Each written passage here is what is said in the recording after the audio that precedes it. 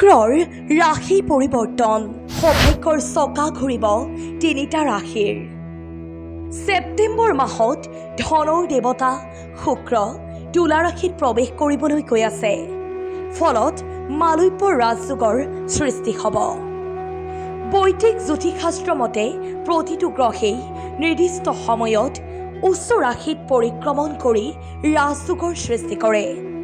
ইয়াৰ প্ৰভাৱ মানুহৰ জীৱনতো দেখা যায়। শুক্ৰই তুলা ৰাশিত প্ৰৱেশ কৰাৰ লগে লগেই তিনিটা ৰাশিয়ে সুফল পাব। আহক জানো সেই ৰাশি কেইটাৰ বিষয়ে। কন্যা ৰাশি।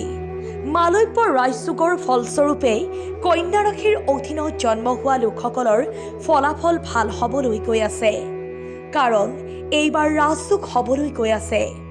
এইবাৰ হঠাৎ ধন সম্পত্তি হ'বলৈ গৈ আছে। একে সময়তেই কথাৰ যোগেদি মানুহক প্ৰভাৱিত কৰিব পাৰিব। মকৰ ৰাশি। মালব্যৰ ৰাজ্যযোগৰ বাবে মকৰ ৰাশিৰ বাবে অনুকূল হ'বলৈ গৈ আছে। কাৰণ শুক্ৰৰ বাবে কেৰিয়াৰ আৰু ব্যৱসায়ৰ উন্নতি হ'ব। একে সময়তেই চাকৰিৰ উন্নতিও হ'ব।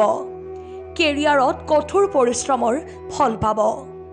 এই সময়ত ধন সম্পত্তি লাভৰ সম্ভাৱনা আছে। কুম্ভ ৰাশি। মালব্যৰ ৰাজ্যযোগৰ বাবে আপোনাৰ আৰ্থিক অৱস্থা ভাল হ'বলৈ গৈ আছে।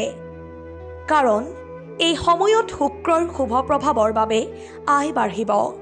এই সময়ত কেৰিয়াৰৰ উন্নতি হ'বলৈ গৈ আছে। ব্যৱসায়ত ডাঙৰ বিনিয়োগ হ'ব। দেশ বিদেশ ভ্ৰমণৰ যোগ আছে।